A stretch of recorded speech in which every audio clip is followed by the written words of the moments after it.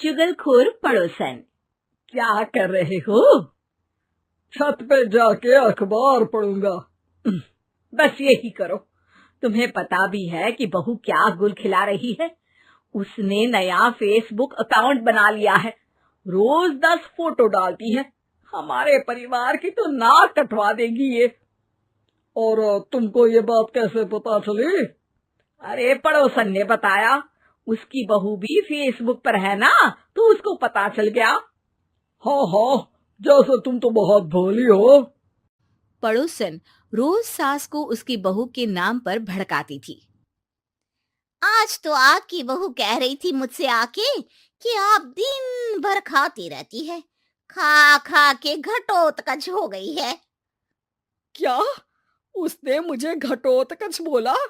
अरे वो खुद ना कटी सुपर्णखा है। आप कह रही हो तो सही होगा, लेकिन आप उसको बताना मत कि मैं ये सारी खबरें आपको देती हूँ।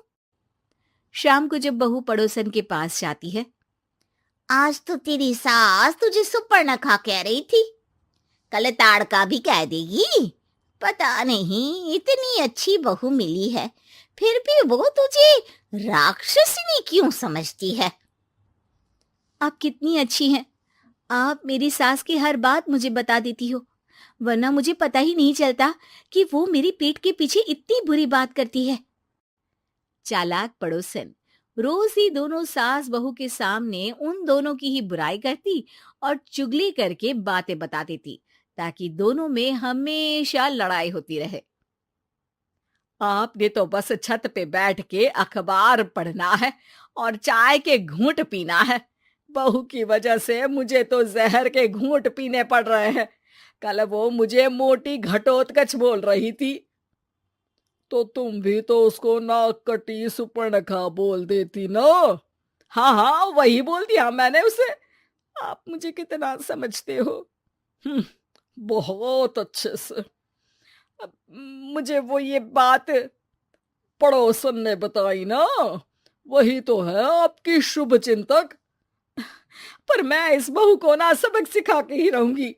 जरूर सिखाना चाहिए, पर आज तुम मेरे साथ शाम को छत पे बैठना, एक तरकीब बताऊंगा।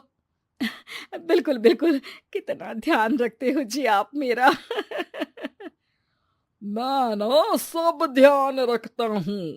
शाम को जब सास और ससुर छत पर बैठे होते हैं कि यहाँ खड़ी हो जाओ, यहाँ से ना तुमको पता चल जाएगा कि बहू की अगली चाल क्या है।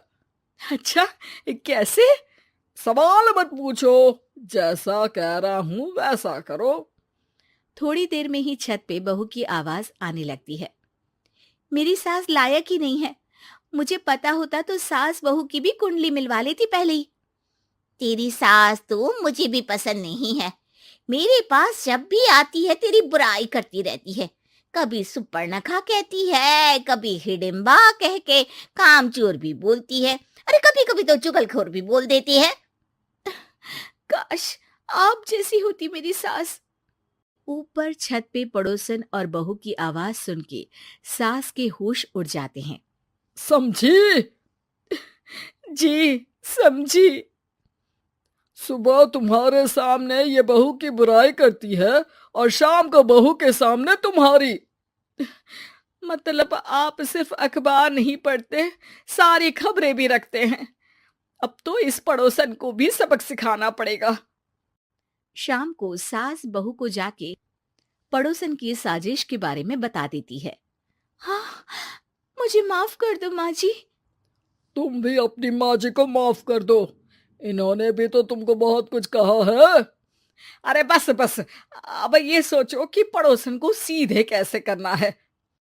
अगले दिन सुबह पड़ोसन सास का इंतजार कर रही होती है, लेकिन वो देखती है कि वहां सास और बहू एक साथ आ जाते हैं। अरे अरे आज दोनों एक साथ। हाँ, सोचा कि बहू की पीठ पीछे बुराई करने से क्या फायदा, मुंह पे ही बोलती हूँ मैं। हाँ, मैंने भी सोचा आपको 2 बार मेहनत करनी पड़ती है, एक ही बार में काम खत्म कर लोगी। हैं? वो मैं आप लोगों को कैसे पता चला? क्योंकि ऊपर वाला सब देख रहा है। पड़ोसन ऊपर देखती है, वहां ससुर खड़े होकर हंस रहे होते हैं। मतलब आप हमारी बातें सुन लेते थे? हाँ, सुन लेता था और मजे भी लेता था। आपको तो शकुनी होना चाहिए। क्या चाल खेली है आपने, एकदम सास बहू के सीरियल जैसी। तो बताओ पड़ोसन जी, मेरी बहू ने आपसे अब मेरे बारे में क्या बोला? यही बोला कि सास बहुत अच्छी है, बहुत ध्यान रखती है। अच्छा, और सास ने मेरी क्या बुराई की? नहीं ना की बुराई, हमेशा तारीफ करती है।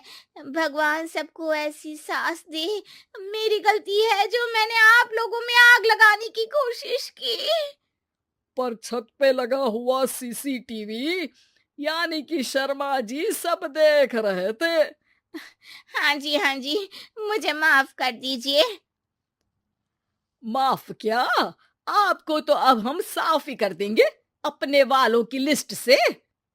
आज से आपकी और हमारी बात बंद, लेकिन बुराई जारी रहेगी।